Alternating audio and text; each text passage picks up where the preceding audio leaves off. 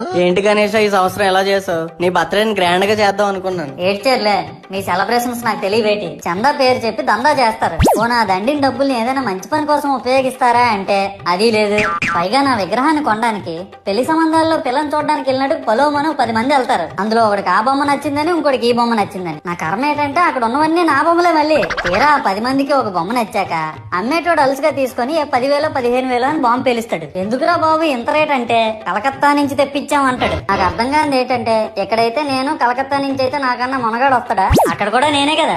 ఇలా నన్ను బజార్లో పెట్టి బేరం ఆడి నా మొహానికి ముసుగేసి వ్యాన్ ఎక్కిస్తారు. ఆ వ్యాన్ డ్రైవర్ గాడు నేనున్నానని కూడా చూడకుండా ఏదో ఆలోచించుకుంటూ డ్రైవ్ చేస్తా గతకల్లో గబ్బి గుబ్బి మని తించేసి నా కాల్లో చెయ్యి ఇరగొట్టేస్తాడు. ఈ విషయం చందాలు ఇచ్చిన చిన్నోళ్ళకి తెలిస్తే మళ్ళీ ఇరిగిపోయిన బొమ్మ పెట్టకూడదని ఏ బొమ్మ రాసి కవర్ చేసేస్తాడు. సరేలే, జరిగిందేదో జరిగింది, నా భక్తులే కదా, కూల్ బ్రో అని చిల్లయ్యే లోపు నన్ను పందిర్లో పెట్టి ముసుగు తీసి నాకన్నా పొడుగుండే సౌండ్ బాక్సులు 2 నా చెవులు పక్కన పెట్టి డీజే గణేష్ బ్రో అని చెప్పి నా పాటలను కూని చేస్తారు. సరేలే పిల్లలు కదా, ఇప్పుడు కాకపోతే ఎప్పుడు ఎంజాయ్ చేస్తారు, కాసేపట్లో పూజ స్టార్ట్ చేస్తారని వెయిట్ చేస్తా ఉంటే ఆ 5 రూపాయల వ్రతకల్పన బుక్ చూస్తే ఎక్కడ లేని కోపం వస్తుంది. ఏరా నాకు అర్థం కాదు, ఎన్ని సంవత్సరాల నుంచి నా పూజలు చేస్తున్నారు, ఒక్కడికి నా కథ గుర్తుండదేట్రా యాదవ్ వల్లారా. ఓ నా బుక్ లో చూసిన దాన్నైనా తిన్నంగా చదువుతారా అంటే అది ఉండదు. ఏదో బాగా అటర్ ఫ్లాప్ అయిపోయిన తెలుగు సినిమాకి రివ్యూ చెప్పినట్టు చదువుతారు ఒక్కొక్కడును.